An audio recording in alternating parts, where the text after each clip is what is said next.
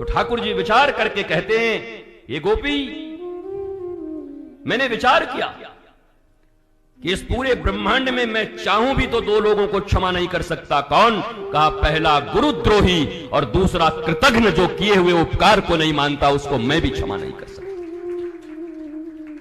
भगवान ने इनकार कर दिया कि मैं तो थोड़ा अकड़ के बोल दिया था कि सबको कर दूंगा, पर गोपी, इन दोनों का मंगल तो मैं नहीं कर सकता, नहीं होगा मुझसे, बहुत कठिन है। और आपने रामचरितमानस में देखा, राम कथा में देखा, काकभुसुंडी के पूर्व जन्म में गुरुदेव भगवान के दिए मंत्र के बल पर शिष्य साधना करके भगवान भूत भावन भोलेनाथ को प्रकट कर लेता है। भगवान भूत भावन भोलेनाथ आते हैं, गुरु का अपमान करके चला जाता है शिव जी के पास। उसके बाद शिव जी क्या करते हैं? शिव जी ने घोर श्राप दे दिया। बताओ, इतनी साधना करके भगवान प्रकट किया महादेव, सोचा होगा आज तो काम बन गया, भले कोई खूब परिश्रम करके अपने घर में मुख्यमंत्री प्रधानमंत्री को बुला लेवे, बड़ा परिश्रम किया पूरी जिंदगी और आ गए, सोचा आज तो जिंदगी बन गई, और कोई मामला ऐसा खुल गया कि वहीं पर हिसाब किताब पक्का, फांसी हो गया लगा के। बोला, हे भगवान। तो हमारे पूर्वांचल में एक बड़ी सुंदर बात कहते हैं आपके यहां पर कि पूत मांगे गैली भतार देके आई। बेटा मांगने गए थे, पति भी चला गया साथ में, बेटा तो मिला ही नहीं। इन्होंने भगवान भोलेनाथ को प्रकट कर लिया, पर मिला क्या? बोला, जा 84 लाख योनियों में फिर से भ्रमण कर। पर गुरु का स्वभाव कैसा होता है? काकभुसुंडी जी गुरु के स्वभाव का वर्णन कर रहे हैं। बोला, एक सूल मोहि बिसरत नाही, एक सूल मोहि बिसरत नाही, गुरु कर कोमल सील स्वभाव। एक सूल मोहे, एक ऐसा सूल है जो मेरे भीतर हमेशा गड़ता रहता है।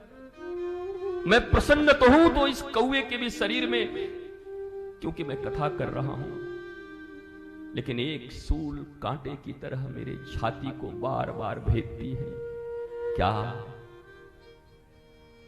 न गुरु कर कोमल सील स्वभाव, गुरु कर कोमल सील स्वभाव। एक सूल मोहि बिसरत नाही, गुरु कर कोमल सील स्वभाव।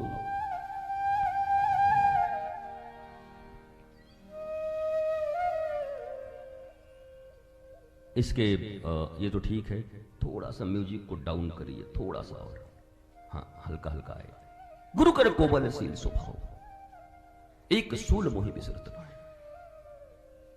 क्यों? नमामि समीशान। किसने पढ़ा? कब उत्पत्ति हुई इसकी? आज हुआ, जब वही शिष्य भगवान के प्राकट्य के अवसर पर गुरु का अपमान करके चला जाता है और महादेव श्राप दे देते हैं जो वरदान देने आए थे। तब गुरुदेव जाके भिड़ गए कि भाई हमारा चेला है, आप काहे दे रहे हैं? अरे महादेव बोले, हम तुम्हारे कारण तो दे रहे हैं गुरुजी, तुम्हारा ही अपमान करके आया है। बोला, हमारा निजी मामला है, माफ कर दीजिए, हमारा बच्चा है, गलती हो गई होगी। इसी पर काकभुसुंडी कहते हैं, एक सूल मोहे बिसरत नाही, गुरु कर कोमल सील स्वभाव।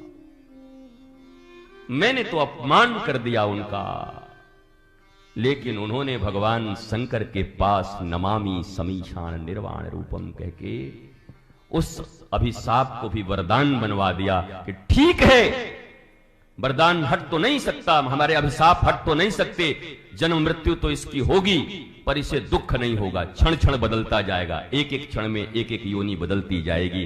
वो तो कौवे का शरीर उनको पसंद आ गया हरि कथा करने के लिए, इसलिए बोले हम इसी में रहेंगे।